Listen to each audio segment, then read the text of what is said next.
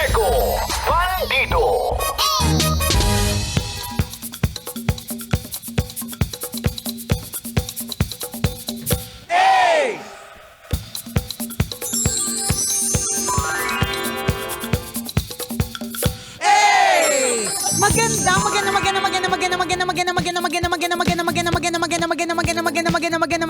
Magandang tanghali. Kumikinang na ulod, Diego Bandido.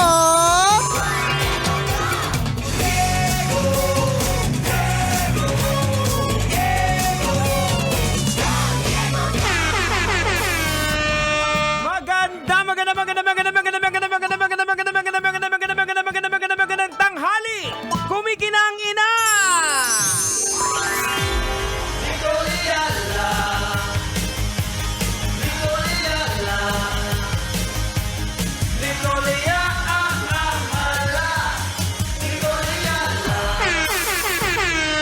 Dear Nicole Yala and Diego Bandido.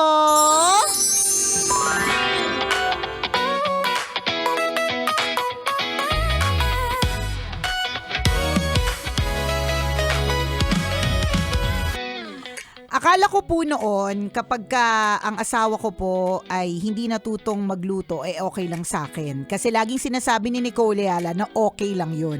Yung pala, hindi naman talaga siya okay. Ala, Nicole, kasalanan mo. Kasi naman kayo nagpapaniwala kayo sa akin. Sinasabi ko na sa inyo ha. Huwag kayo nagpapaniwala sa lahat ng sinasabi ko. Ine-etches ko kayo since 2004. So ngayon ang question niya is kung paano i-convince yung kanyang wifey na matuto na magluto. Yan, 'di ba? Yan din ang okay. Sinabi ko na hindi naman dapat requirement sa isang babae pag nagpakasal. Lagi ko 'to sinasabi na marunong siyang magluto. Makalumang ano na yan, makalumang tradisyon, belief, kinagisnan noon na dapat ang babae ay marunong magluto. It is always an advantage. Siyempre naman, advantage talaga siya. Masarap yung feeling na ano. Ako, ito yung never kong maririnig sa asawa ko. And I'm okay with it. Never ko siyang maririnig na sasabihin niya, in his lifetime, habang magkasama kami sa aming pagiging, sa aming forever na relationship, never kong maririnig na sasabihin niya na, grabe, ang sarap ng luto ng misis ko. Hindi niya sasabihin yun. And ano na ako doon, I think, I hope, and I pray na kalmado na siya. Correct. Ako kasi I'm okay with that eh. I hope, wish, and I pray na he's really, truly okay with that. Diba? Kasi para sa akin, it is an advantage, yes, but it is not a requirement. Kasi ano din po yan eh, yan din po ay may commitment na tinatawag. Kumbaga po sa radyo, kunyari kami dito po sa radyo, meron kaming naiisip na programa, for example. Ang unang tatanungin sa amin, 'di ba? Masusustain mo ba 'yan? Yung tipong 5 years later, ilang taon na nakalipas, sa tingin mo ba magagawa mo pa 'yan? Kapag ang sagot ay hindi, wag mo nang umpisahan, 'di ba? ang sa akin na pasensya ka na. Siyempre, nandun pa rin ako sa okay lang na hindi magluto. Ang sa akin, pwede mo siyang lambingin to cook for special occasions. For example, o kaya, try mo naman ngayon, ganyan, o kaya, yung mga ganon. Pero bang ito'y pwede maging mitya ng inyong relationship, hindi patas kasi 'di ba nung nag-umpisa kayo, I'm sure na pag-usapan niyo na 'yan. Na wala siyang balak magluto or hindi siya nagluluto. Tas ngayon, ngayon nakasal kayo, bigla nagrereklamo ka, tigilan ako. Baka mamaya tawagan ko yung jowa mo, yung misis mo, tapos tanungin ko rin sa kanya, ano mga kapintasan ng mister mo? Shout out ko sa ere. Alam mo, magkaiba yung marunong magluto kaysa sa masarap magluto. Pwedeng marunong ka. At iba rin yung masarap ka. Pwedeng hindi ka correct. Pwedeng hindi ka marunong magluto, hindi ka masarap magluto, pero masarap ka. Ayan. Bawi ka doon, friend. Sa masarap ka. Wala akong niluto. Ako lang kainin mo. Bawi ka dun, friend, di ba? So, ang sinasabi mo, Jegs, magkaiba yung marunong sa masarap. O bakit mo sinabi yan? Kasi may mga tao talaga na marunong magluto, pero yung lasa ay wali. Oo, pero pwede. depende sa tao kasi, kagaya kami nung nagsisimula kami, binibiro ko nga yung asawa ko kasi sabi ko, ang lasa ng adobo mo, ang lasa ng mitsado mo, ang lasa ng sinigang mo, parang Ay, isa isa. lang. Okay. But eventually, kasi nga, gusto niya talaga yung pagluluto na i-enhance, na Ayun. mabago. Kasi yun yung, alam mo, coming from the experience of Diego and his wife, mahalaga yung sinabi ni Diego na gusto niya kasi Oo, para yun ma-enhance. eh. So, malaking factor dito yung gusto ba ng misis mo yan? Yan, 'Di ba? oo. Kasi kung hindi niya talaga gusto, ang pwede na sa palagay ko parang pwedeng maging meeting halfway nyo is paminsan pwede siyang mag-try. Oo. 'Di ba? Pero yun nga kung i-require mo siya lagi Yan. to the point na alam mo naman from the very beginning na hindi naman talaga siya ganon, mag-uumpisa talaga yan ng away. Oh, 'di ba sabi nilang masarap na luto with a happy heart? Yes. Yung 'di ba may kumakanta-kanta pa, may Correct. sumisipol-sipol. Eh, kung parang napipilitan siya. Tama. Ba yan? Oo, kainis. Kailangan ko lang tong gawin, di ba? For sure. Yung asim niyan, Oo. yung talagang hindi mo na, yung asim ng sinigang na lulutuin Oo. niya, nako, matindi. Kaya nga importante yung gusto niya kasi yung ikaw na nagluluto na i-excite ka Correct. na ito ipapatikim ko to, magugustuhan nila. correct. Ayan. Hindi siya requirement. Oo, kasi From pag the naging heart. trabaho sa yung pagluluto, True. iba na yan. Oo. Correct. Tsaka ano ba yung dynamics ng buhay ninyo? Does she even have time to Yan, do isa it? pa yan. 'Di ba? Pwede din sigurong baka wala rin talaga niyang oras, 'di ba? Tsaka hindi higit sa lahat gusto niya ba ito? Yan. 'Di ba? Is it something na magiging dedicated ba siyang gawin? Oo. Ako ang paniniwala ko hangga't may misis na hindi marunong magluto, buhay po ang lahat ng mga Grab food, Tama. Food Panda, lahat ng restaurant. Oo. 'di ba nakakatulong tayo sa ekonomiya ng Pilipinas, Oo. 'di ba? Pero may mga mister din na sila yung mahilig na magluto. Kaya nga, ito turo Sino ka ng turo, nagluluto? ba't ikaw na lang Ikaw kaya? na!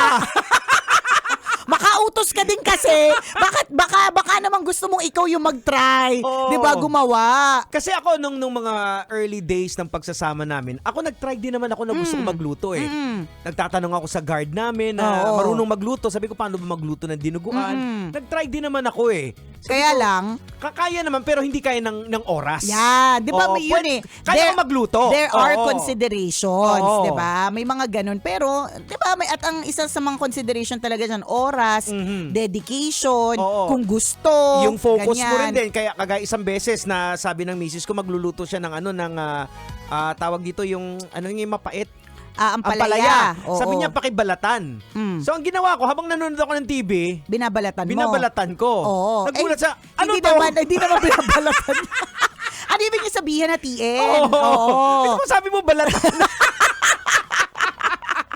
Ang yabang mo pa eh. Tapos na. Nabalatan na yung ampalaya, di ba? Wala nang balat yung ampalaya. Kasi anong punto nun? Maaaring hindi ka focus doon, Oo. wala kang oras gawin. In fairness naman ako, nag-try din naman ako. Oo. Kaya lang, hindi ko siya masustain Yan. dahil sa oras. Oo. Dahil sa oras, nung time na yun, pang umaga pa ako. Na for the longest time, 'di ba, pang umaga akong DJ. So hindi ko talaga trinay ko namang gawin mga 4 AM gising na ako. O tapos hanggang kailan ko 'to gagawin? Depende Diba? talaga sa dynamics Correct, ninyo. Oo. depende. So it's not ako para sa akin it's not a requirement and importante lang din kayo magkasundo kayo on meeting halfway kung papaano ba. Kasi Oo. ayaw din naman naming mga misis na malungkot ka talaga. Tama. 'Di ba? Ayaw namin. So babawi kami sa ibang mga bagay, Oo. 'di ba? Ganun na lang 'yon, Ayan. kabisyo.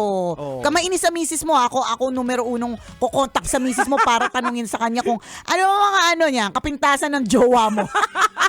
I-shout out ko ng bonggam-bongga. Oo, wag natin pilitin yung mga misis natin na maging sila na hindi naman sila. Instead, empower them True. kung ano yung gusto nila. Correct. At kung saan sila masaya at dun mo sila i-support. Oo. Yun nga, di ba? Diba? Ang sinasabi ni Coach Nicoliala as a strength Yes. coach. Di ba? Magnify the strength. Not the weakness. Oo. And I'm sure yung misis mo, hindi man siya magaling magluto, masarap magluto, uulitin ko, maaaring masarap naman siya. Yan. Yeah, di ba? Siya na naman pakain. Basta ganun na lang yon, di ba? Basta magnify the strength, not the weakness. And I'm sure siya din, si Mrs., I hope, yun din yung nakikita niya sa'yo. Oo. Sa halip na yung mga kapintasan niya yung nakikita niya lagi, di ba? Pinipili niyang makita kung ano yung strength mo, kung ano yung kalakasan mo. Baka siguro Ganun ikaw ang yun. magbago ng perspective. Kasi Ayan. may mga tao na gano'n na dapat ang mapangasawa ko, may requirements, Oo. yung ganito, yung napangasawa mo hindi nga gano'n.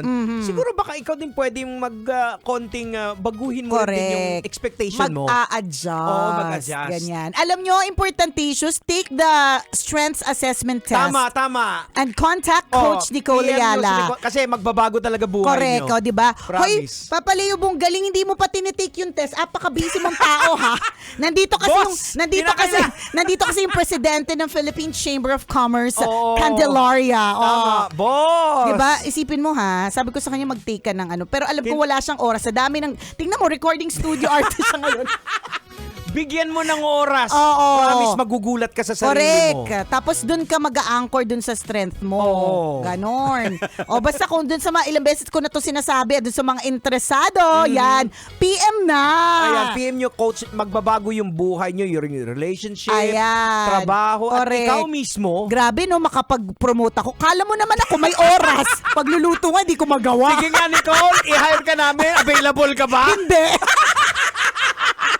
Actually, may mga inquiry na nga ako. Lahat yun hindi ko nasagot. Apakayabang ko dun sa mga taong, huy, bawasan mo naman yung mga ginagawa mo. Pero ako mismo, daming ginagawa.